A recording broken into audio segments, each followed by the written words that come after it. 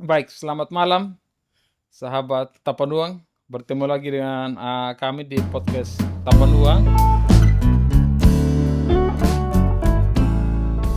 Malam ini kita akan berdiskusi tentang tema yang cukup berat lah, Kang ya. Jadi kita akan bicara tentang kedaulatan pangan. Untuk itu narasumber kita pada malam hari ini adalah orang-orang memang luar biasa yang memang selama ini sudah bergelut di isu-isu berkaitan dengan pertanian dan pangan. Nanti di sebelah kanan saya ada Kang Aib dari KRP. Selamat malam Kang. Sebelah kiri ada Mbak Im dari Kehati. Semalam Mbak Im. Ah, untuk lebih jauhnya nanti mungkin nanti Kang Aib sama Mbak Im bisa memperkenalkan dirinya masing-masing. Terus selama ini bekerja di mana, fokusnya apa, yang dikerjakan oleh lembaga masing-masing.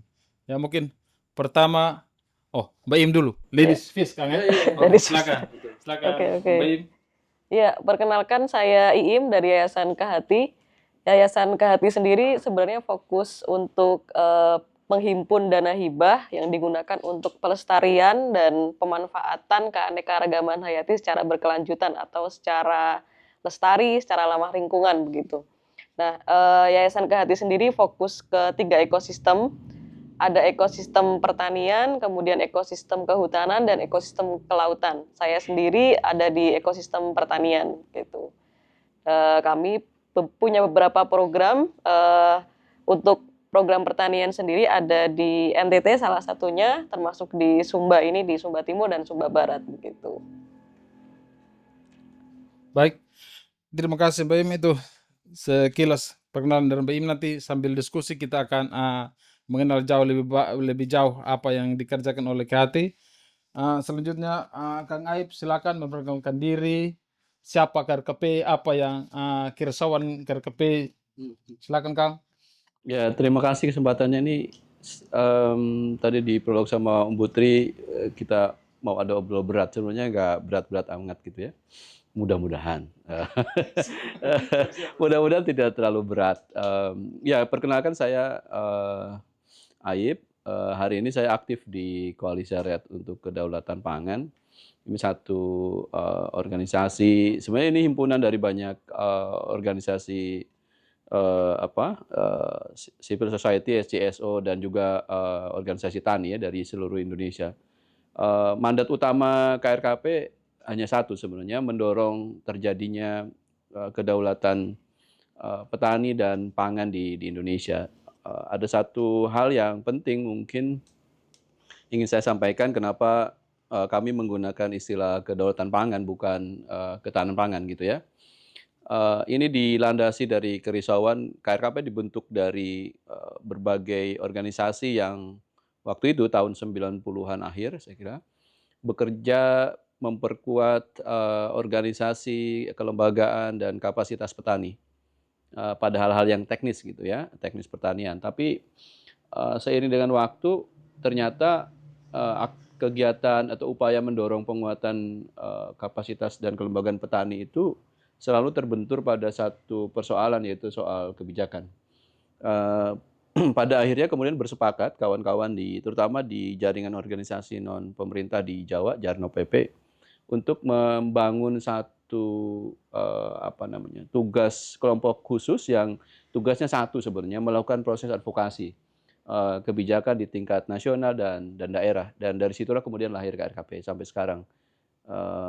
Kita fokus pada isu kedaulatan pangan yang kemudian diturunkan dalam 4 pilar.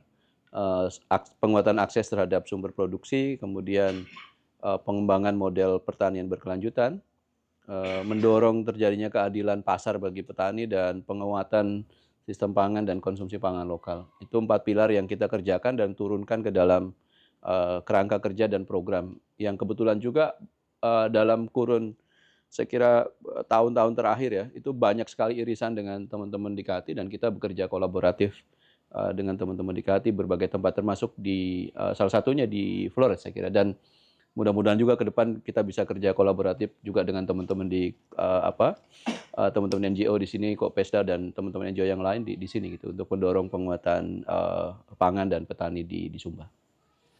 Siap, terima kasih Kang.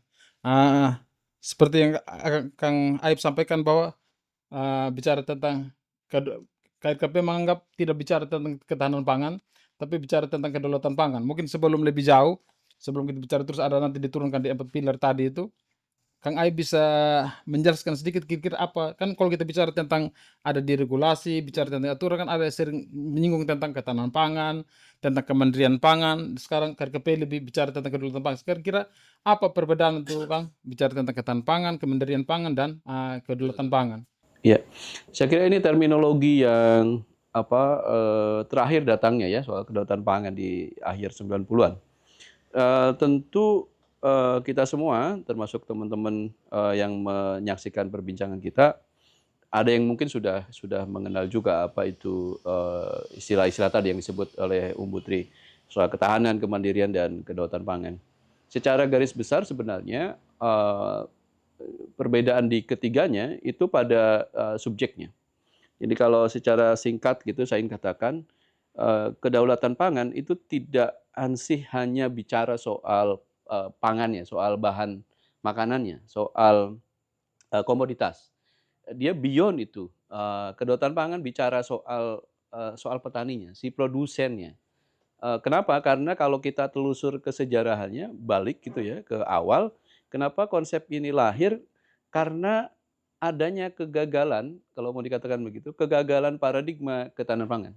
Kita tahu paradigma ketahanan pangan itu lahir sejak Revolusi Hijau.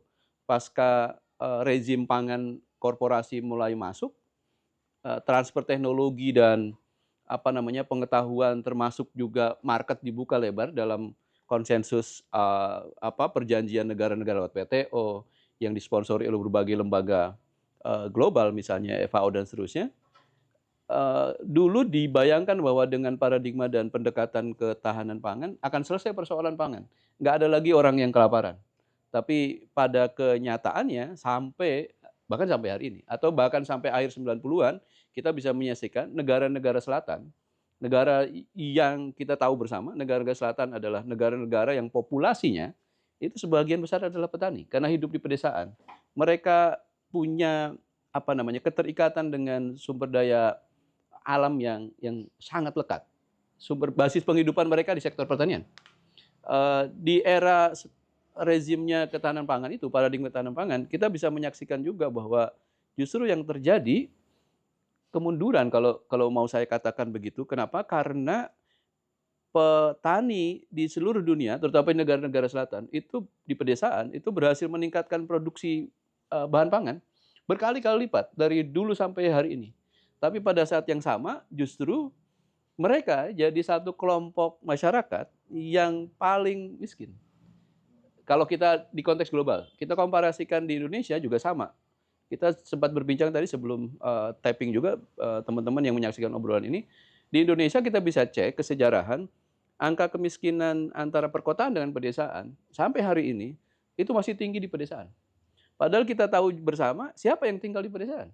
Bukan pengusaha, bukan konglomerat. Yang tinggal di pedesaan adalah bapak ibu petani yang tiap-tiap hari memproduksi, menyediakan makan di piring kita. Tapi pada saat yang sama mereka adalah kelompok yang paling rentan, yang paling miskin. Dan ketika kemiskinan itu makin dalam gitu, salah satu variabel kerawanan pangan itu adalah kemiskinan. Karena daya beli mungkin akan rendah. Nah dari pemahaman itu yang kemudian di KRKP kemudian terjadi diskusi, dan saya kira sebelum itu tentu saja kita bisa lihat juga teman-teman petani dari Amerika Latin merasa bahwa konsep ini gagal memberikan kesejahteraan atau perbaikan kualitas hidup petani di seluruh dunia, gitu. Sehingga mereka menyatakan bahwa konsep ketahanan pangan gagal dan harus dilubah. Harus ada satu pendekatan yang lebih progresif ketimbang yang akomodatif dan lebih lekat dengan pasar kalau kita tahu ketahanan pangan. Pada akhirnya kan kemudian mereka membuat satu paradigma pendekatan baru yang antitesis dari ketahanan pangan, yaitu yang disebut dengan kedaulatan pangan. Lantas mungkin kita jadi agak sulit, kalau gitu apa bedanya yang membedakan ya antara ketahanan dan kedaulatan? Pertama, dari cerita saya tadi, satu, bahwa subjek dari dua konsep ini, ketahanan dan kedaulatan berbeda. Kalau ketahanan pangan bicaranya hanya bicara soal pangannya tersedia, diproduksi dengan banyak dan dapat diakses oleh orang dan dapat dimanfaatkan oleh orang. Sementara kalau di kedaulatan itu tidak bicara hanya soal pangannya, tapi yang paling utama subjeknya adalah petani skala kecilnya itu. Itu yang jadi ruang perhatiannya. Dan berbeda, kalau tadi saya sampaikan yang ketahanan pangan di komoditinya, kalau ini di orang yang produksi komoditinya. Karena tadi basis argumentasinya produksinya naik, tapi orangnya masih tetap miskin. Sehingga ada 3 kata kunci yang kemudian muncul kalau kita cermati di deklarasinya Leni, yang itu dideklarasikan di akhir tahun 90-an, kedaulatan pangan. Pertama, kedaulatan pangan itu bicara bukan hanya peningkatan produksi, gitu ya. Kalau di konsep petani jelas, tujuannya adalah produksi harus meningkat sekian persen, harus swasembada, harus dan seterusnya dan seterusnya. Di kedaulatan enggak, bicaranya adalah hak bahwa setiap petani, setiap masyarakat pedesaan itu punya hak yang sama untuk hidup lebih baik, gitu. Supaya apa? Ketika mereka hidup lebih baik, dia bisa memproduksi pangan dengan baik, gitu. Nah, kalau di konteks ketahanan pangan yang bisa kita baca secara implisit, orientasinya adalah meningkatkan produksi pangan dengan baik supaya ada kesejahteraan bagi petani. Ini ada 2 hal yang berbeda, sangat berbeda gitu ya. Nah, yang kedua, kedaulatan pangan bicara soal petani ini jadi subjek pada setiap proses pembangunan, bahkan pada proses pengambilan kebijakan. Kalau kita ngukur sekarang misalnya, apakah petani pernah diajak bicara, pernah diberikan ruang untuk menyampaikan keinginannya, kebutuhannya apa? Nyaris tidak. Misalnya di kasus Sumba, saya masih ingat 2018 atau 2017-16 sekitar itu, ketika periode pertama kepemimpinan presiden terdahulu, itu targetnya adalah revitalisasi pertanian swasembada pangan. Yang terjadi apa? Kemudian terjadi bantuan benih secara masif, termasuk di Sumba Timur saya kira. Saya pernah menemukan di ke arah Walakiri ya? Walakiri betul, pantai Walakiri. Ada mama yang sedang menjemur gabah. Ketika saya tanya, "Mama, ini gabah dari mana?" "Ini bantuan benih." "Terus mau diapakan?" "Mau saya giling." Untuk apa? Untuk dimakan gitu. Nah, kenapa benih kemudian digiling? Ya karena saya nggak ada sawahnya, dan kalau saya tanam pun di ladang itu nggak cocok gitu. Itu contoh yang tadi dalam konsep kedaulatan pangan sesungguhnya petani harusnya jadi subjek yang primer, yang harus ditanya, butuhmu apa? Butuhnya benih padi kah kalau di Sumba, benih jagung, jagungnya yang kayak mana? Itu sama sekali seringkali ruang itu tidak tersedia.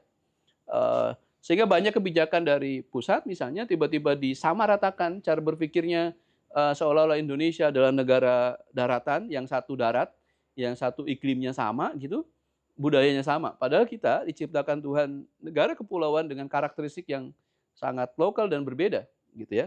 Sehingga tadi subjeknya adalah petani. Yang ketiga, perbedaan dasarnya menurut saya, kedaulatan pangan itu ujungnya, tujuan utamanya adalah tidak hanya meningkatkan produksi, tapi yang paling besar porsinya adalah meningkatkan kualitas hidup produsen skala kecil, yaitu petani. Bisa peternak, bisa pekebun, bisa pembudidaya ikan, nelayan, karena dia produsen pangan skala kecil. Di ketahanan pangan tadi, kesejahteraan jadi dampaknya. Padahal kalau di kedaulatan pangan, kesejahteraan produsen pangan skala kecil itu jadi tujuannya. Dampaknya adalah nanti produksinya biar naik, kira-kira begitu. Itu saya kira konsep dasarnya. Nah, di KRKP sendiri, Putri, kedaulatan pangan diturunkan ke dalam 4 pilar. Jadi pilar pertama adalah penguatan tadi sudah saya sampaikan, akses terhadap sumber produksi, pengembangan model yang sustainable, agroekologis, kemudian pasar berkeadilan dan konsumsi pangan lokal. Dan dari situ kemudian diturunkan dalam berbagai program dan kegiatan. Baik, terima kasih Kang. Sangat lengkap penjelasan dari Kang Aib terkait dengan perbedaan antara ketahanan pangan dan kedaulatan pangan. Sebenarnya mau dilihat itu sebenarnya bahwa sasaran dari kedaulatan pangan sendiri subjeknya, bukan komoditi. Beda dengan seperti disampaikan Kang Aib tadi, komoditi. Jadi komoditi itu hanya hasil dari ketika petaninya sejahtera. Oke, mungkin untuk Mbak Im. Mbak Im kan sudah cukup lama bekerja di NTT, di Flores, di Sumba, seperti disampaikan ya Bim, artinya mungkin dari situ ketika Bim selama di lapangan itu kira-kira seperti kondisi yang Kang Aib harapan kita ya, Kang Aib cerita tadi bahwa bagaimana petani-petani kemudian dia bisa dijadikan subjek, kemudian dia bisa terlibat di dalam perencanaan apa yang sesuai kebutuhan. Itu kira-kira Bim temuan-temuan di Flores maupun di Sumba itu sudah sejauh mana kira-kira Bim? Kalau beberapa tahun terakhir terutama ya, ini sebenarnya tidak hanya terjadi di NTT atau di wilayah-wilayah di mana KHT bekerja ya. Eh, Petani semakin kesini semakin menurun jumlahnya.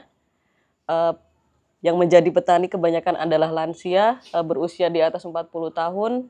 Semakin kesini orang muda yang mau menjadi petani semakin sedikit. Karena apa ya tadi yang disebutkan Pak Ayub tadi ya. Profesi petani itu dipandang memang tidak sejahtera karena memang kenyataannya demikian, di mana kebijakan yang ada memang selalu meminggirkan petani, tidak memberikan penghargaan atau rekognisi yang sesuai dengan apa yang sudah dilakukan petani begitu. Padahal petani adalah pahlawan pangan kita begitu ya, yang setiap harinya memproduksi apa yang kita butuhkan sehari-hari untuk hidup begitu.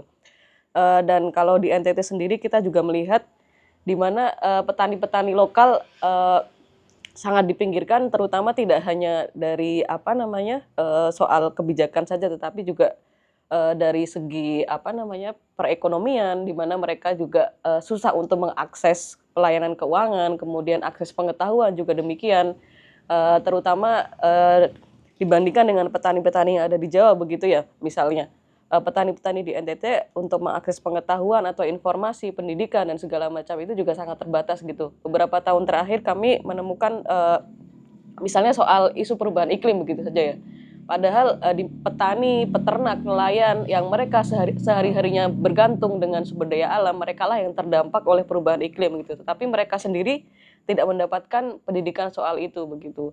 Mereka melihat ya apa yang terjadi beberapa tahun terakhir ini hanya bencana alam gitu, bukan bencana yang disebabkan oleh manusia gitu. Padahal sebenarnya kalau perubahan iklim kan disebabkan oleh manusia-manusia yang tidak bertanggung jawab yang menyebabkan perubahan iklim begitu. Nah, hal-hal seperti ini terkait edukasi, kemudian akses terhadap ekonomi, terhadap peluang-peluang lainnya. Seharusnya petani-petani baik itu yang ada di NTT maupun di daerah lainnya mendapatkan hak-hak yang sama begitu. Termasuk terhadap akses-akses terhadap pengetahuan tadi ya yang saya sebutkan tadi begitu. Dan yang tidak kalah penting sebenarnya adalah memberikan insentif yang lebih banyak begitu untuk orang-orang muda yang mau menjadi petani gitu. Kita temukan sebenarnya orang-orang muda ini ketika diberikan kesempatan, diberikan ruang, mereka sebenarnya mau menjadi petani gitu. Dan yang tidak kalah penting adalah menumbuhkan kembali kecintaan mereka terhadap pangan lokal yang ada di daerah mereka gitu. Kalau kita lihat beberapa tahun terakhir ini kan memang yang tren misalnya adalah makanan-makanan yang kekinian gitu, yang makanan-makanan dari luar, apalagi dengan gempuran sosial media yang sedemikian rupa begitu ya. Padahal sebenarnya pangan lokal itu adalah identitas kita, identitas terutama di NTT ini kan yang kaitannya sangat erat dengan budaya gitu, yang tidak erat. Pangan lokal adalah budaya kita, pangan lokal adalah identitas kita begitu. Mau tidak mau sebenarnya tugas kita adalah menumbuhkan kembali kecintaan dan kebanggaan pangan lokal itu dari anak-anak muda ini gitu. Dan ketika mereka sudah mulai tumbuh kecintaan tersebut, mereka mau dan terjun untuk menjadi petani gitu. Sehingga peluang-peluang bagi orang muda itu seharusnya diberikan agar mereka mau menjadi petani, kemudian dukungan-dukungan seperti dukungan pelatihan, kemudian dukungan keuangan, pendampingan, dan ketika ada kesempatan-kesempatan yang bisa mereka dapatkan, mereka akan mau untuk terjun ke dalam pertanian gitu. Itu sih. Baik Bim, menarik yang Bim sampaikan tadi. Terkaitnya ternyata saat ini justru lebih banyak pertanian itu kehilangan tenaga kerja yang produktif ya. Saya punya beberapa data dari BPS 2023 Di Sumba Timur, sebenarnya usia petani saat ini yang justru yang memang yang tertinggi itu ada yang usia produktif berkisar 25 sampai 24 itu ada sekitar 14%, terus yang usia 35 sampai 44 itu ada 25,77%. Tapi kondisi di lapangan kadang itu kita hampir tidak lihat anak-anak muda itu bertani, justru orang-orang tua. Jadi mungkin itu yang mungkin perlu kita lihat bersama bahwa banyak anak-anak muda tuh lebih pilih merantau.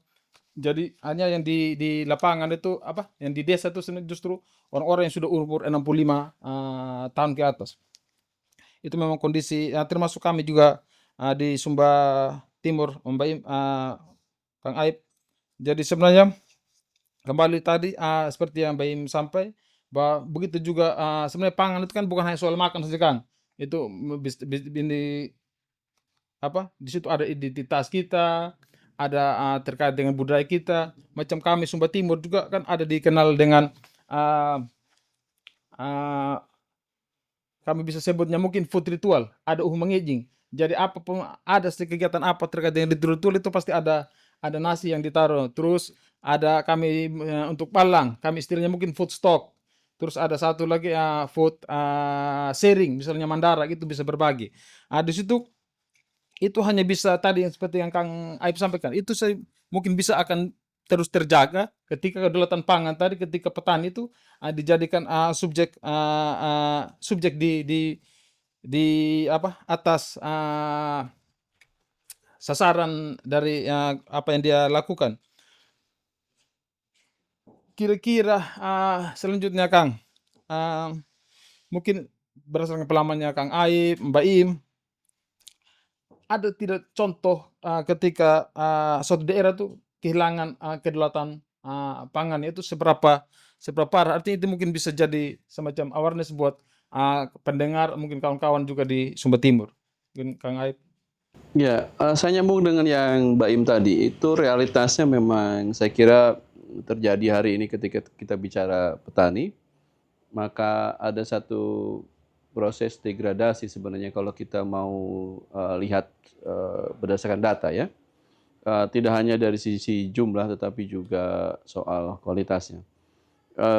Kalau kita potret lebih tinggi misalnya di konteks nasional ya, yang nyaris sebenarnya proses regenerasi itu terhenti kan. Sensus 2023 itu yang usia di bawah 35 tahun kalau kita merujuk pada salah satu definisi orang muda itu kan salah satunya di bawah 35 tahun itu hanya sekitar 11% dari total 28 juta. Ya hanya sekitar 3 jutaan, bayangkan kecil sekali gitu. Nah, tadi yang Mbak Im di potret yang lebih kecil kan, di Flores, di berbagai tempat juga menunjukkan realitas yang sama, termasuk tadi Ibu Tri sampaikan di Sumba, konteks Sumba juga, Sumba Timur juga sama kan, sekitar 14% saja. Dari kalau nggak salah 43.000 ya petani yang ada gitu, itu kecil sekali gitu. Nah, tentu pertanyaannya adalah kenapa itu bisa terjadi? Kenapa petani kita semakin hari semakin terus berkurang? Ada yang mengatakan bahwa ketika jumlah petani berkurang itu sebuah keberhasilan. Iya, secara teoretik iya, tapi secara empirik tidak demikian. Kalau secara teori jumlah petani yang kecil-kecil berkurang, tetapi jumlah petani yang berlahan luas harusnya meningkat. Tetapi di kita tidak terjadi demikian. Kalau dari data yang ada, jumlah petani yang kecil semakin berkurang, tetapi jumlah petani yang lahannya bertambah, itu juga tidak sebanding dengan yang keluar. Artinya terjadi satu proses larinya lahan pertanian ke non pertanian. Karena jumlah petani yang berlahan luas juga relatif sama tetap gitu. Kalau kita pertanyakan lagi, apa maknanya di balik itu? Maknanya bahwa kehidupan jadi seorang petani itu sedemikian berat sehingga orang lebih baik memilih berhenti jadi petani ketimbang meneruskan hidupnya yang belum tentu ada harapan. Kalau pertanyaannya lebih jauh kita balik, kenapa itu terjadi? Karena jangan-jangan memang atau tidak jangan-jangan atau itu fakta bahwa pendekatan, paradigma dan cara kita memperlakukan atau membangun sektor pertanian kita itu nggak cukup adil bagi petani. Itu saya kira realitas yang hari ini aja, dipotret dari level yang kecil sampai ke level nasional. Tentu dalam konsep kedaulatan pangan, keberadaan petani yang mampu, karena dia basisnya adalah hak kedaulatan pangan, harusnya petani bisa menentukan, dia menentukan corak, pola, model pertanian, pembangunan pertanian pangannya berdasarkan karakteristik yang dia punya. Tadi Umbu misalnya sampaikan soal di sini ada Mandara dan lain sebagainya. Harusnya itu yang diperkuat, bukan kemudian yang terjadi adalah model pembangunan yang mereduksi keragaman dan kekuatan itu, yang pada akhirnya menyebabkan terjadinya gap yang makin timpang, dan ujungnya tadi makin sedikit orang yang tertarik ke sektor pertanian karena sektor ini tidak menjanjikan apapun. 2014-2015 KRKP berkesempatan melakukan survei di 3 kabupaten di Jawa basis produksi padi dan hortikultura, Karawang, Bogor, dan 4 kota ya, Tegal dan satu lagi Kediri. 73% dari keluarga petani hortikultura dan padi, orang tuanya yang sekarang jadi petani tidak menginginkan anaknya untuk jadi petani. Ketika kita tanya, kenapa itu bisa terjadi? Kenapa mereka tidak menginginkan anaknya jadi balik ke dunia pertanian? Karena menurut mereka dunia pertanian sangat muram dan mereka tidak ingin kehidupan anaknya sama seperti bapaknya. Kita cross check dengan nanya ke anaknya, apakah kamu sebagai anak petani hari ini ada keinginan untuk jadi petani? 74, sekian persen menyatakan tidak ingin jadi petani. Jadi sudah klop dua-duanya antara perspektif anak dan perspektif orang tua. Memang sektor pertanian, sektor pangan tidak amat menjanjikan. Ini balik lagi ke statement saya di awal, mungkin cara dan pendekatan paradigma kita yang harus segera dirubah. Karena kalau ini terus terjadi, yang dikejar hanya peningkatan produksi, satu saat, satu titik kita akan kehilangan nafas di sektor ini. Karena banyak orang yang mungkin sudah tidak tertarik lagi di situ. Nah, kedaulatan pangan saya kira menjadi esensi dasar untuk mengisi celah ruang gap yang ditinggalkan oleh model pembangunan yang selama ini ada. Kalau menyambung dengan pertanyaan Umbu Tri tadi, kalau kemudian petaninya sudah tidak mau mengembangkan potensi kebudayaan sumber daya yang ada, artinya mereka sudah tidak lagi punya daulat atas dirinya, atas konsep pertanian dan sistem pangan mereka. Apakah itu berbahaya dan ada contohnya atau tidak? Tentu saja saya kira itu jadi satu situasi yang cukup bisa jadi mengerikan. Kenapa? Kalau kita bisa melihat ini dalam konteks besar dulu ya. Misalnya di konteks negara, ketika petaninya makin sedikit, kemudian petaninya quote and quote tidak diurus kesejahteraannya, tadi Mbak Im sampaikan juga, tidak diperkuat kapasitas dan kemampuannya, pengetahuan, keterampilan dan seterusnya, teknologinya tidak dikembangkan cukup baik, maka proses produksi pangannya itu pasti akan terjadi fluktuasi dan gejolak naik turun. Belum lagi ada soal iklim, soal macam-macam. Belum lagi model pertaniannya yang sangat merusak alam dan seterusnya. Ketika proses produksi naik turun, maka pilihan bagi negara karena konsepnya yang penting ada pangan, kemudian akan terjadi importasi pangan. Dilakukan impor besar-besaran. Apa yang terjadi dalam konteks negara hari ini, kita bisa mengukur juga 60%-an pangan yang kita makan, semua jenis itu, total agregasi gitu misalnya, itu sekitar 60%-an bahan bakunya dihasilkan dari impor. Nah, akan sulit kita bayangkan kalau kemudian negara ini bertumpu pada pangan yang dihasilkan oleh petani dari Thailand, dari Vietnam, dari Ukraina, dari New Zealand, dari Australia, yang namanya kita nggak tahu, wajahnya juga nggak tahu, gimana proses nanamnya kita nggak tahu, gimana packingnya, penyimpannya kita nggak pernah tahu. Agak berat kita membayangkan kalau kita kemudian sangat tergantung pada negara lain, padahal kita punya sumber daya.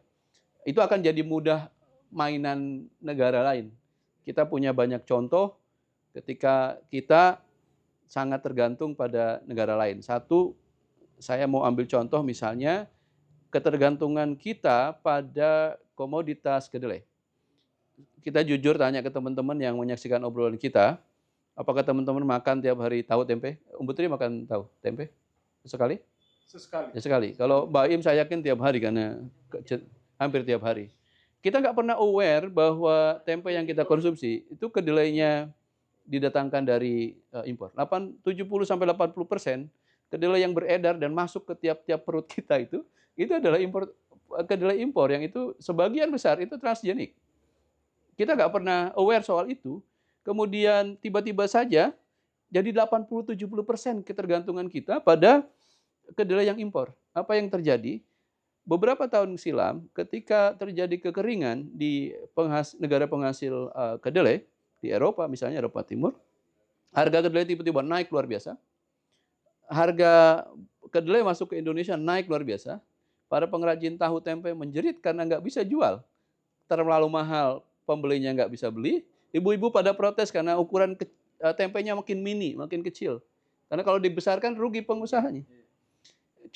Kita bayangkan kalau 100% kemudian kedelai itu dari impor, satu saat ketika gagal panen atau harga ini, kita akan terganggu pemenuhan kebutuhan protein kita yang hewaninya. Atau contoh yang lain misalnya kasus daging misalnya. Daging juga sama terjadi fluktuasi harga. Itu juga berat. Atau yang paling ekstrim adalah beras misalnya. Kita tahun lalu impor 3,4 juta, hampir 4 jutaan saya kira sampai 2024. Bayangkan sesuatu yang kita bisa produksi tapi kemudian kita lakukan importasi. Kita akan sangat tergantung ke Thailand, ke Vietnam. Kalau mereka masih jual oke. Kalau nggak mau jual, kita punya uang mau apa? Dia punya barang. Ini pertaruhannya adalah soal keberlanjutan kehidupan. Dalam konteks negara tentu soal kedaulatan dan tegak berdirinya negara ini. Karena jangan lupa dimensi pangan ya, kita diskusi agak panjang. Dimensi pangan itu jadi satu pondasi penting bagi daulat satu negara. Agak sulit membayangkan sebuah negara akan bisa proses membangun cukup kuat kalau kemudian urusan pangannya acak adut atau amburadul. Senjata boleh modern, boleh bagus gitu. Tapi kalau perutnya lapar nggak bisa nembak juga. Lama-lama lemes ya berat gitu. Nah, tentu potret negara tadi yang kalau soal pangannya tidak diurus, tidak mengedepankan aspek daulatnya, soal hak untuk petaninya lebih bagus hidupnya, petaninya banyak yang masuk tetap di pertanian, lama-lama produksi turun, negara akan tergantung ke pihak luar. Kalau kita turunkan pada level yang kecil, ya tentu saja implikasinya banyak. Karena begitu importasi banyak masuk, sudah dapat dipastikan harga dan kualitas serta kuantitas produk yang impor ini pasti akan menekan habis produksi dan harga di tingkat petani.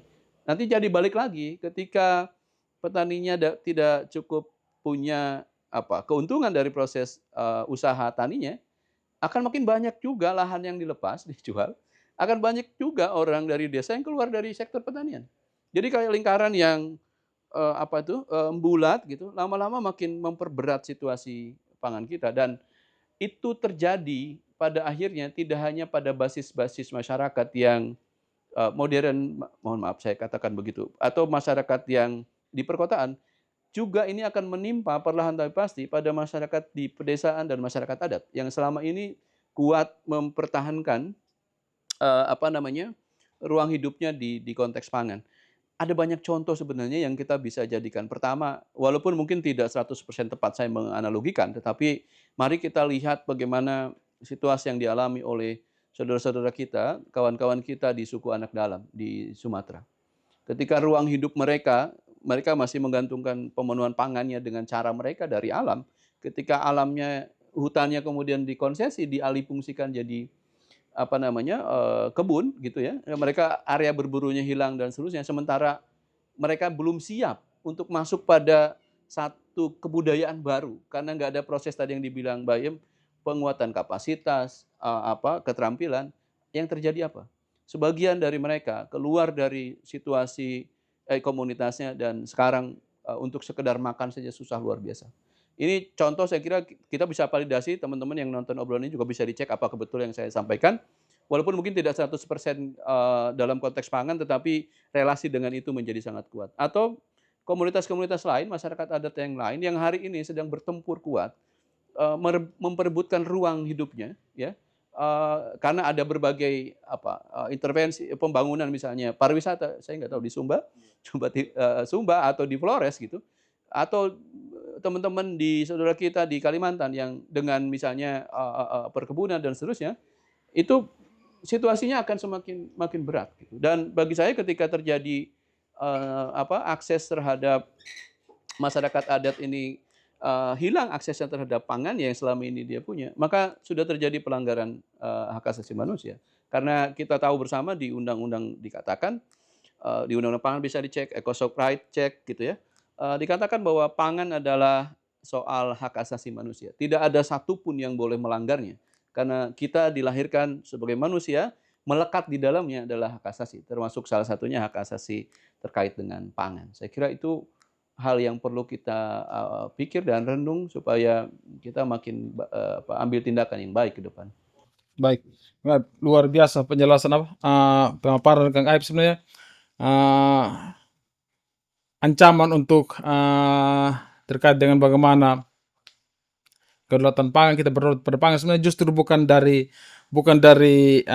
masyarakat itu sendiri, justru ada beberapa tadi seperti disampaikan oleh Kang Aib itu bahwa ada kebijakan-kebijakan pemerintah sebenarnya yang tidak pro terhadap daulat pangan. Misalnya ada kebijakan tentang impor dari luar, hanya secara perlahan akan menekan harga-harga pangan lokal kita. Terus berikut lagi ada model-model pembangunan yang sebenarnya yang merampas ruang hidup masyarakat. Misalnya tadi sempat disampaikan Kang Aib tadi, suku anak dalam akhirnya dia tidak bisa memproduksi pangan lagi karena hutannya alih dikonsesi jadi alih fungsi. Jadi itu sebenarnya justru dia bisa akan terancam juga untuk tercabut dari budayanya. Mungkin berikutnya Mbak Im. Sebenarnya tadi sudah lengkap sekali ya dari Iya. Pak Aib ya. Sedikit sharing saja, kebetulan tahun 2014-15 itu saya ada kajian soal kedelai juga di Jogja waktu masih mahasiswa di Jogja. Memang saya riset di Kabupaten Bantul, di mana saya riset bahan baku yang digunakan oleh industri-industri tempe di Bantul situ ya, memang 90% itu memang dari impor. Padahal di tahun-tahun sebelumnya itu petani di daerah Bantul yang menanam kedelai lokal itu sebenarnya masih banyak. Tapi karena semakin ke sini kedelai yang digunakan itu adalah kedelai impor, maka mau tidak mau ya sudah, buat apa mereka tanam karena tidak digunakan lagi begitu ya. Dengan alasan ya kalau kedelai impor lebih lebih mengembang begitu ya, dan itu lebih menguntungkan dari sisi industri begitu, dan itu memang akhirnya mematikan semangat para petani gitu. Dan semakin lama juga keanekaragaman hayati kita untuk kedelai, kemudian untuk ini hanya satu contoh saja ya, belum dengan yang plasma nutfah lainnya begitu. Ketika tidak dilindungi oleh kebijakan yang ada, maka lama-kelamaan akan hilang, dan ketika semakin hilang satu pangan kita, maka sumber pangan yang lain itu mungkin bisa jadi seperti itu juga nasibnya gitu. Dan itu membuat kita semakin tidak merdeka, tidak berdaulat dengan apa yang kita konsumsi, apa yang kita makan begitu. Kemudian apalagi tadi soal ya perampasan ruang hidup tadi ya, hutan kemudian laut itu adalah lumbung pangan masyarakat lokal. Ketika memang tidak dilindungi, tidak dijaga, maka hilang juga lumbung pangan mereka gitu ya. Dan pengetahuan soal pangan, kemudian soal budaya itu kan adanya di masyarakat lokal, adanya di masyarakat adat begitu. Ketika ruang hidup mereka dirampas, ketika apa yang mereka tanam tidak dilindungi, tidak dilindungi oleh kebijakan yang ada, maka lama-kelamaan juga pengetahuan itu akan hilang gitu. Contohnya ya misalnya pengetahuan soal pengolahan makanan, atau soal pengawetan, atau soal budidaya pangan lokal. Ketika pangan lokalnya itu hilang ya, maka pengetahuan terkait pangan lokal tersebut akan hilang gitu. Maka generasi anak muda sekarang dan generasi mendatang tidak akan mendapatkan pengetahuan tersebut gitu. Termasuk juga diskusi atau transfer pengetahuan, semakin kesini kan semakin hilang ya tradisi-tradisi diskusi antar generasi dari generasi yang lebih tua ke generasi yang lebih muda juga semakin ke sini semakin hilang dengan adanya sosmed, kemudian di mana-mana anak-anak muda lebih cenderung sibuk dengan gawainya dibanding dengan berdiskusi dengan orang tua begitu, maka pengetahuan-pengetahuan itu akan semakin rentan untuk hilang gitu, termasuk pengetahuan soal pangan, terkait budaya pangan dan lain sebagainya begitu. Terima kasih, Bim. Jadi apa yang disampaikan kekhawatiran disampaikan oleh Kang Aib tadi sama penting Baim sampaikan juga bahwa sebenarnya kebijakan-kebijakan yang tidak tepat sasaran yang oleh pemerintah nasional sebenarnya akan berdampak sangat buruk bagi masyarakat lokal sampai tadi bisa kehilangan budaya. Kang Aib maksud Kang Aib, KRKP, KHT selama ini kan banyak berkecimpung di kebijakan-kebijakan yang tingkat nasional. Terus ketika berbicara tentang beberapa aturan yang kami sempat tahu bahwa sebenarnya di daerah juga sebenarnya diberikan kewenangan untuk misalnya ada berbicara tentang menentukan tadi model-model pembangunan termasuk di sistem pangan mereka. Misalnya ada otonomi daerah, terus ada Permendes nomor 2 tahun 2024 tentang 20% itu tentang untuk ketahanan pangan, terus ada Perpres terbaru kemarin yang 81. Itu sebenarnya mungkin ada sedikit mungkin penyampaian dari Kang Aib.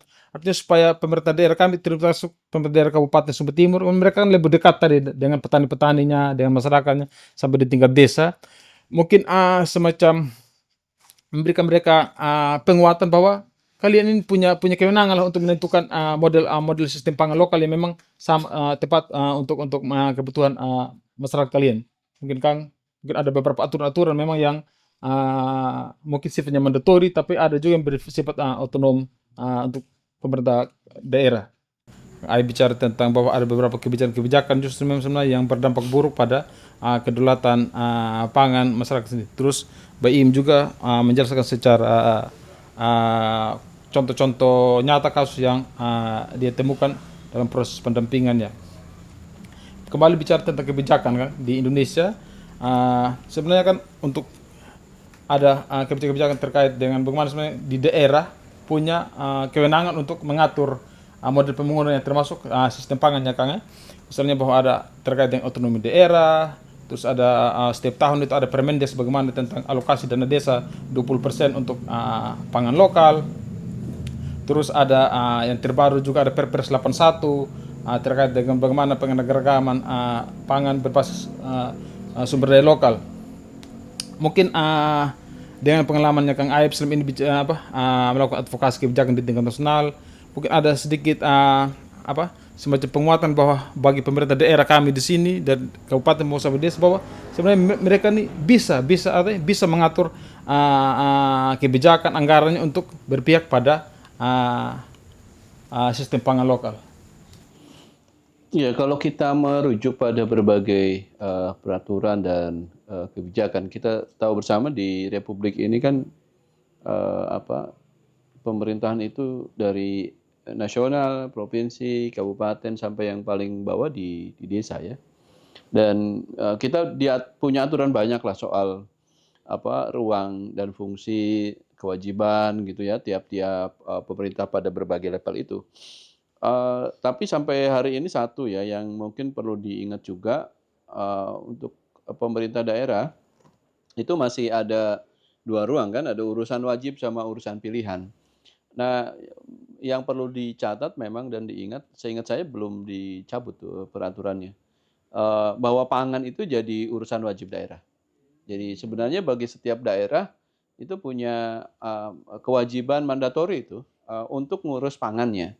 Dan tentu seperti yang tadi Umbu sampaikan, pada wilayah-wilayah yang punya sumber daya, punya potensi besar pengembangan pangan, termasuk pangan lokal, mestinya itu jadi satu kekuatan, jadi pondasi. Karena urusan pangan tadi urusan wajib, mau nggak mau pemerintah daerah harus melakukan, gitu.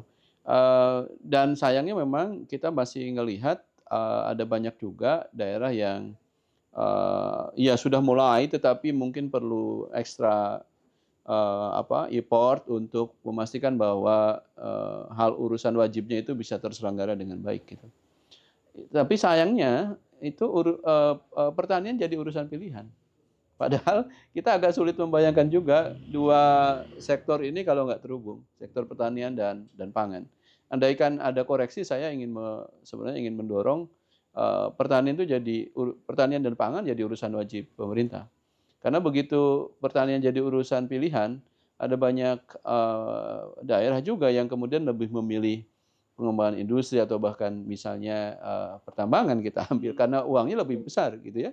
Nah, padahal juga punya potensi di sektor pertanian. Tentu sumber daya yang ada ya dioptimalkan, tetapi juga jangan mereduksi soal keberadaan sektor pertanian karena tadi dia akan jadi supplier utama untuk pangan dan pangan jadi urusan wajib.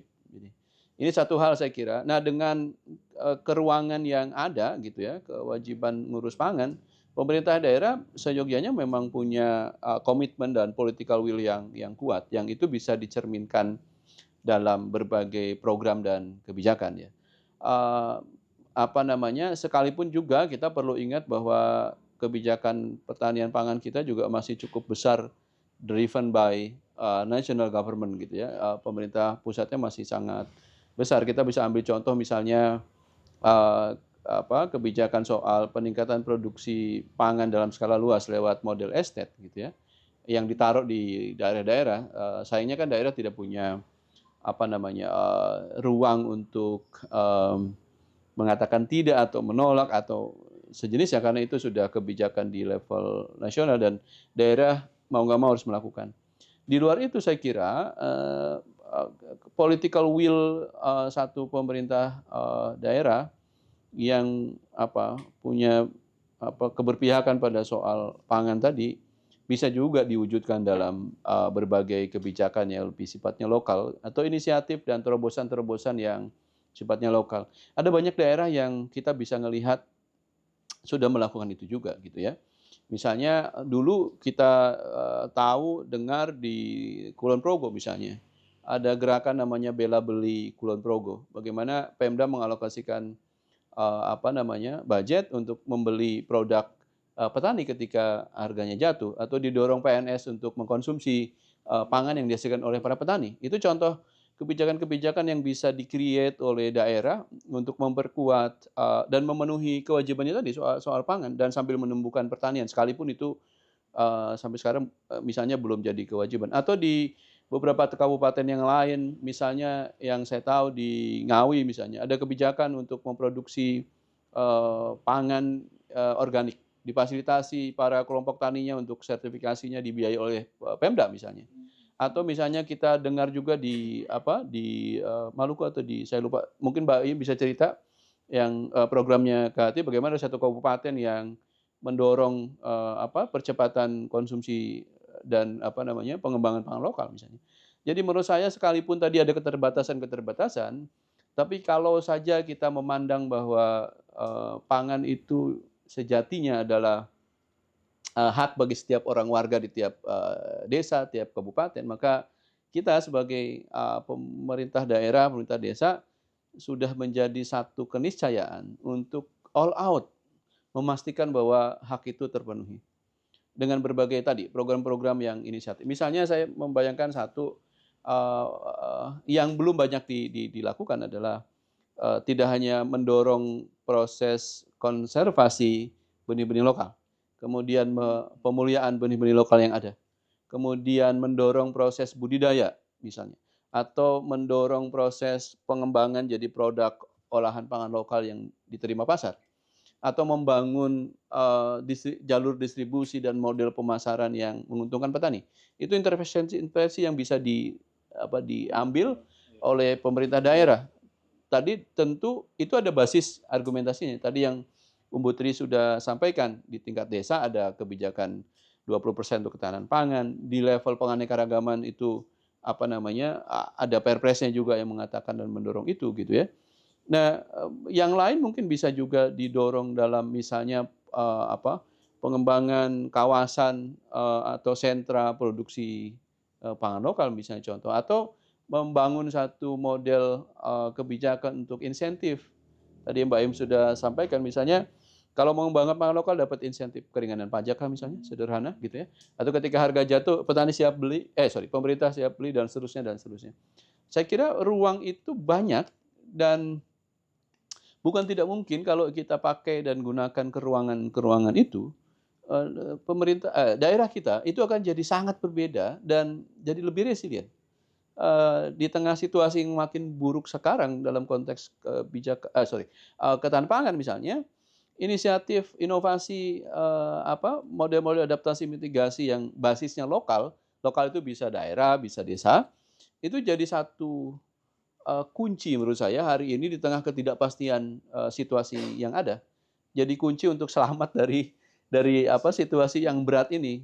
Um, apa saya kira saya yakin dan percaya bahwa kalau kita punya komitmen yang kuat, ada kok ruang-ruang yang bisa kita kembangkan. Atau bahkan saya terbayang juga bagaimana misalnya pemerintah daerah tidak hanya mendorong penguatan pada aspek supply di produksi, tetapi juga pemerintah bisa mulai berpikir mengembangkan program atau polisinya untuk mendorong penguatan di sisi demand, dari sisi konsumennya. Selama ini misalnya sudah banyak kampanye soal ayo beli produk petani lokal, ayo konsumsi produk petani lokal. Mungkin kita perlu membangun satu strategi baru, bagaimana mendorong konsumen pola konsumsi yang mulai berubah lebih aware terhadap lebih suka pada pangan-pangan lokal, karena konsumen banyak yang mengkonsumsi pangan lokal itu akan menarik sisi di produsen untuk memproduksi lebih banyak. Nah, saya kira ini juga ruang yang bisa dimainkan oleh pemerintah daerah gitu ya, atau bahkan sampai ke pemerintah desa. Saya kira itu. Baik Kang, jadi seperti disampaikan terakhir oleh Kang Ai bahwa ada peluang pemerintah daerah itu diberikan ada ruang yang bisa dimanfaatkan pemerintah daerah.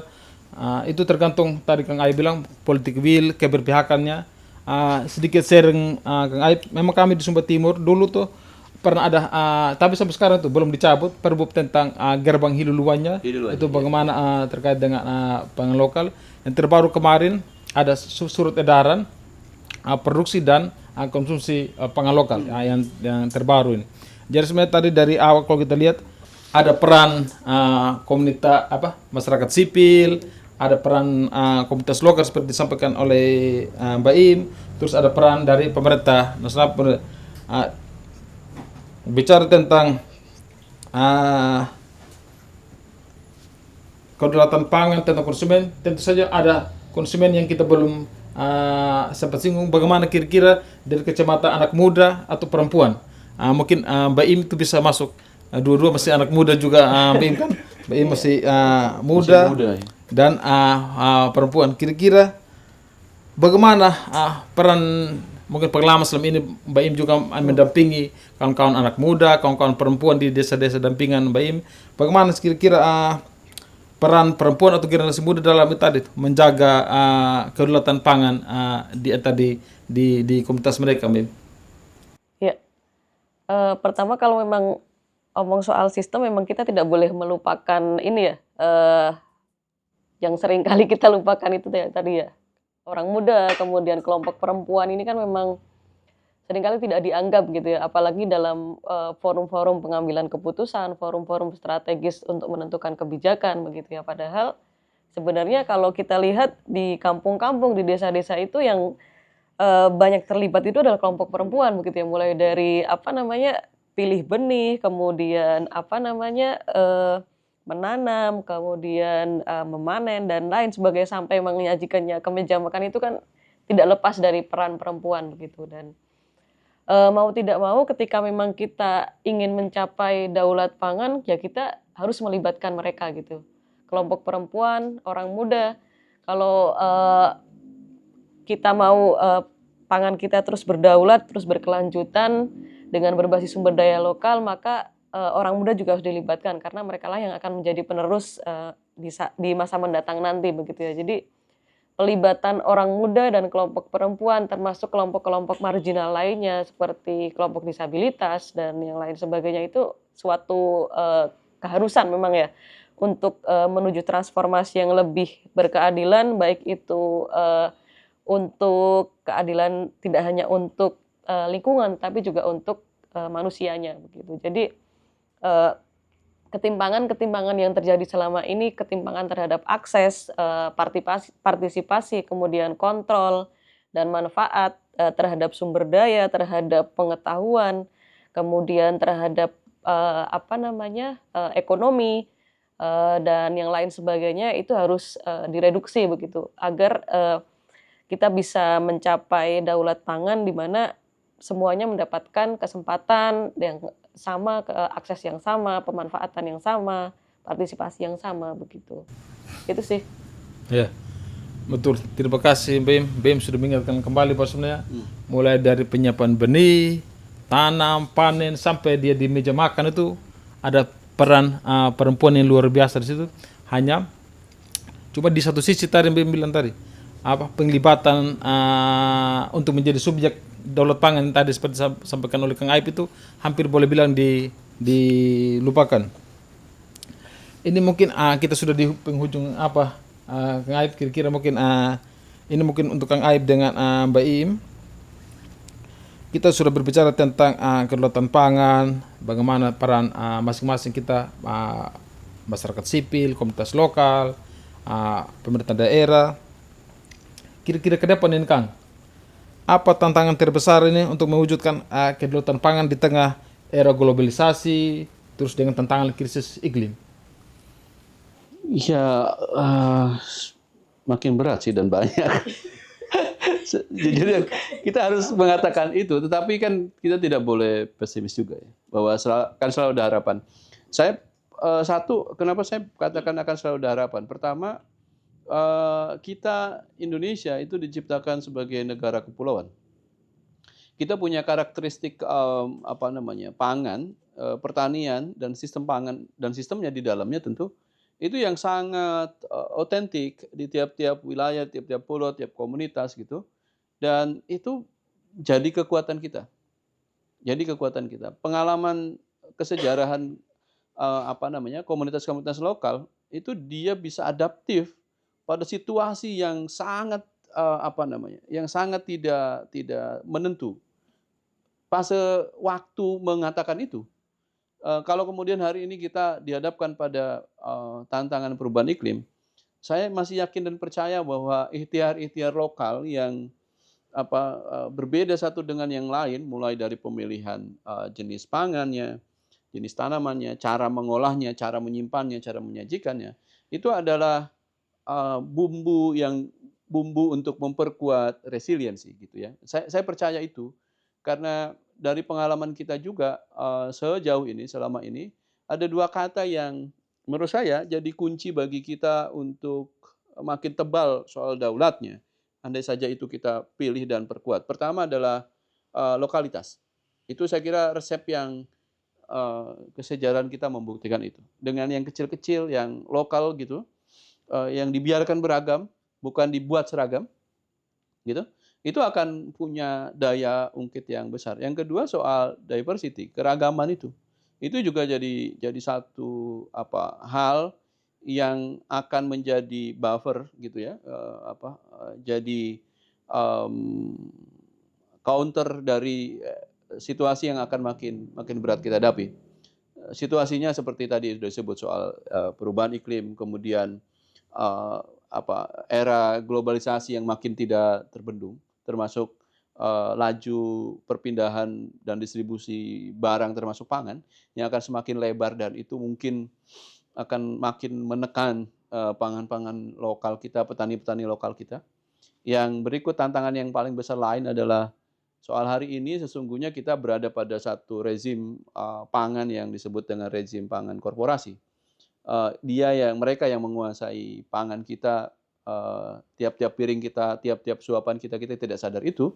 Hari ini rasanya ada banyak penelitian, salah satu yang mengatakan 18% porsi diet anak-anak muda di perkotaan itu sudah berisi pangan yang diproduksi oleh pabrikasi, ultra proses gitu. Ke depan akan semakin masif saya kira, karena arus informasi menit, detik by detik miliaran hal yang masuk ke, terutama di anak-anak muda. Ini perlombaan yang sangat cepat, dan kita perlu juga berpikir apakah kita akan mengikuti perlombaan cepatnya inovasi pengolahan pangan yang makin banyak pabrikasi, makin banyak zat tambahannya, atau kita akan coba melawan dengan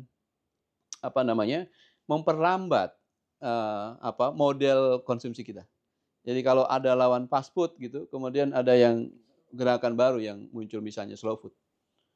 Ini saya kira kalau konsep tadi di lokal-lokal kecil yang beragam, nenek moyang kita dulu, itu sesungguhnya konsep dasar dari slow food. Jadi konsep makan konsumsi yang tidak massal, tidak banyak tambahan zat pengawet, tidak proses yang tidak berlebih-lebih, makan secukupnya, makan sesuai dengan kebutuhan, tidak berlebih-lebih, tidak mengeksplorasi sumber daya alam berlebih-lebih gitu. Itu konsep slow food yang dari dulu udah dipraktekkan. Nah, kita tinggal memilih sekarang dengan lokality dan keragaman yang kita punya, rasanya kita bisa juga membentuk satu model konsumsi yang versi Indonesia, yang versi lokal. Ini saya kira untuk menghadapi berbagai tantangan. Ya berat memang satu tadi soal globalisasi, market, kemudian dominasi pasar, climate change, juga ada soal policy tentu saja. Dan paradigma pembangunan pangan pertanian yang masih perlu kita koreksi dan terus ingatkan pemerintah untuk makin baik ke depan. Terima kasih Kang Aib, bahwa selalu ada harapan, Bim. Artinya di tengah globalisasi, tantangan tentang krisis iklim itu, bahwa sebenarnya tetap selalu ada harapan. Seperti di Kang Aib sampaikan bahwa kita punya cerita praktik-praktik baik masyarakat lokal, bagaimana kemampuan adaptif mereka menghadapi perubahan iklim. Itu tadi modal kita lokalitas yang ditanam, yang ditekankan Kang Aib, penting kita kembali ke lokalitas, terus ada keragaman. Kembali lagi dari Mbak Im, coba pakai kacamata anak muda dan perempuan. Kira-kira apa yang bisa dilakukan oleh anak muda untuk ikut mendukung kedaulatan pangan ini? Pertama, anak muda ya tadi ya, jangan hilang harapan begitu ya. Kalau anak-anak muda sekarang ini kan kadang sedikit-sedikit hopeless atau apa gitu ya. Tapi memang kita bisa belajar dari para petani kita ya, yang selalu punya harapan ketika mereka menanam sesuatu, kan mereka pasti punya harapan yang besar agar tanaman yang benih yang mereka tanam itu akan tumbuh menjadi sesuatu yang bermanfaat, yang bisa memberi makan orang banyak begitu ya. Nah, seperti itulah harapan kita begitu. Yang pertama itu anak muda jangan patah harapan, jangan putus harapan. Kemudian yang kedua adalah mari kita coba kembali ke pengetahuan yang sudah diajarkan oleh generasi-generasi terdahulu begitu ya. Karena nenek-nenek kita dahulu itu sebenarnya sudah punya pengetahuan yang itu sangat luar biasa begitu, yang lebih adaptif terhadap tantangan-tantangan sekarang begitu. Meskipun mereka tidak melek dengan pengetahuan digital, dengan perkembangan informasi dan teknologi saat ini, tapi mereka sebenarnya yang punya kearifan dan local wisdom yang sebenarnya bisa bertahan sampai sudah teruji ribuan tahun, bahkan berabad-abad begitu ya. Dan ini bisa kita refleksikan kembali, kita sebagai orang muda, bagaimana caranya bisa mengkampanyekan kembali pangan-pangan lokal yang kita punya, bisa mencintai kembali begitu ya. Dan salah satu ikhtiar kami dari Kahati, KRKP, kemudian ada Mas Ai juga dari Jurnalis Kompas, kemudian dari Sifor, kita memiliki dashboard untuk pendokumentasian pangan-pangan lokal. Namanya Nusantara Food Biodiversity, seperti di kaosnya Pak Ayib, bisa dibaca itu. Ini sebuah platform atau dashboard agar siapapun, tua, muda, kecil, besar, bisa berkontribusi di situ untuk mendokumentasikan pangan-pangan lokal yang ada di sekitar kita, gitu. Terutama di Indonesia begitu ya. Karena namanya Nusantara, maka di Indonesia gitu. Silahkan teman-teman di sini, terutama teman-teman di Sumba Timur, bisa mengunjungi nusantarafoodbiodiversity.org. Nanti bisa berkontribusi di situ. Itu salah satu ikhtiar kita, salah satu upaya-upaya agar pangan lokal kita tetap lestari, agar tetap berkelanjutan, bisa dinikmati generasi mendatang nanti. Ya, saya nambah satu hal, saya kira jangan lupa selain terlibat dalam proses kampanye atau bahkan mungkin budidaya langsung, support petaninya gitu.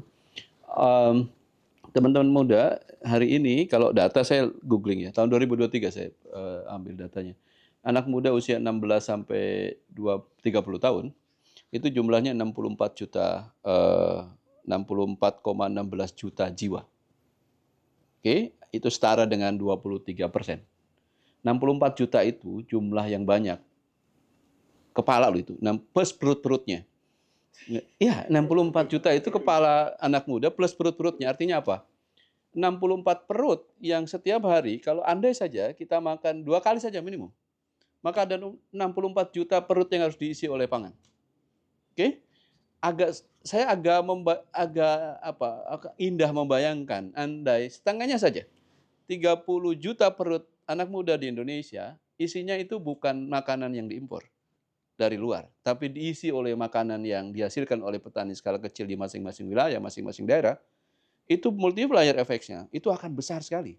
Karena akan merangsang, mendorong para petani untuk terus memproduksi pangan lokalnya. Dia untung secara ekonomi, lestari secara alam, genetiknya akan terjaga, biodiversity-nya. Dan kita jadi anak muda yang sehat. Karena banyak riset mengatakan, hari ini makin banyak konsumsi pangan yang diolah, yang tadi kita sebut sebagai ultra processed food, gitu ya, itu melahirkan satu situasi yang mengerikan teman-teman muda. Kenapa? Karena penyakit degeneratif sudah makin menyerang pada usia-usia yang lebih muda. Makanan yang banyak kita makan dengan olahan itu kaya lemak, kaya garam, dan kaya gula, yang ujungnya akan berakhir pada obesitas, osteoporosis, tekanan darah tinggi, kanker, bahkan gagal ginjal, dan seterusnya. Ini saya kira mari 64 juta kepala dan perut-perutnya tadi, ya anak muda, ayo kita balik jadi satu lokomotif baru. Kalau selama ini kita dorong terus petani memproduksi, ayo sekarang kita call bareng, kita minta pangan lokal dan kita konsumsi pangan lokal. Supaya terjadi rentetan kebaikan sampai ke ujung di soal produksinya di petani. Saya kira melengkapi yang Mbak Iim ya, sambil kampanye terus, ya konsumsi juga nggak cuma kampanye doang terus, tapi konsumsinya tetap fast food gitu ya nggak fair juga kan. Itu harusnya kan sejalan dengan itu. Saya kira itu sih yang ingin saya tambahkan satu hal. Terima kasih Kang Aib. Jadi untuk pendengar-pendengar anak muda, apa yang disampaikan Mbak Im tadi, ayo kita kembali ke apa yang menjadi contoh yang sudah dilakukan oleh orang tua kita, mungkin nenek kita, bagaimana bisa kita mulai kembali konsumsi pangan lokal. Terus seperti ditambahkan oleh Kang Aib bahwa makan ultra food, processed food itu banyak sebenarnya banyak dampak buruknya dibanding dampak baiknya. Mungkin hanya kenyang, tapi dampak buruknya itu ke depan lebih banyak.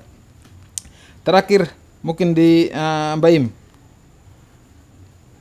ini untuk pendengar di rumah, pendengar di mana saja, kira-kira mungkin ada pesan Mbak Im tentang pentingnya memperjuangkan dan menjaga kedaulatan pangan. Silakan Mbak Im. Ya, seperti yang disampaikan Pak Aib tadi ya, pangan itu soal hidup matinya bangsa, maka kalau mau Indonesia terus hidup, terus berdaulat, maka kita terus pertahankan pangan lokal, terus dukung para produsen pangan kita, terutama petani-petani lokal, nelayan lokal, peternak lokal, dan jangan lupa untuk konsumsi pangan lokal, karena pangan lokal lebih baik. Oke, terima kasih Mbak Im. Mbak Im mungkin lama di timur, jadi pangan lokal lebih baik. Ya, lokal-lokalnya lebih baik. Lebih baik. Oke, buat Kang Aib mungkin pesan untuk pendengar di rumah, apa pentingnya kita memperjuangkan dan menjaga kedaulatan pangan? Oke, saya kira menjaga urusan pangan ini itu adalah kewajiban kita juga, karena juga melekat hak kita gitu ya. Selemah-lemahnya orang adalah ketika sudah tidak bisa menentukan apa yang dia akan makan dengan keputusan yang rasional. Serius. Oke. Jadi mulai dari sekarang jadi oranglah yang rasional dengan ditunjukkan oleh perilaku memilih makanan yang bertanggung jawab terhadap apa, terhadap lingkungan kita, terhadap petani kita, terhadap bangsa, komunitas, dan negara ini. Jadi menurut saya begitu kira-kira. Salah satu ciri yang rasional adalah memilih makan makanan yang dihasilkan oleh petani di Indonesia, bukan petani di seberang sana. Oke, luar biasa. Kita mungkin sudah di penghujung acara. Banyak sekali informasi-informasi penting yang disampaikan oleh narasumber kita berdua. Mungkin nanti ada yang perlu diskusi lebih lanjut, nanti silakan komentar nanti di channel ini. Nanti kami bisa teruskan ke Kang Aib sama Mbak Im. Jadi mungkin terakhir sebelum kita menutup, kita ini ada beberapa catatan, mungkin banyak sekali, tapi saya mungkin ambil yang terakhir tadi. Mari kita konsumsi secara rasional, konsumsi pangan lokal, itu tidak saja baik untuk kesehatan kita, tapi baik juga untuk petani, dan kemudian terakhir itu baik untuk keberlanjutan negara kita. Demikian kebersamaan kita pada malam hari ini bersama dua narasumber kita yang luar biasa. Sekali lagi kami ucapkan terima kasih.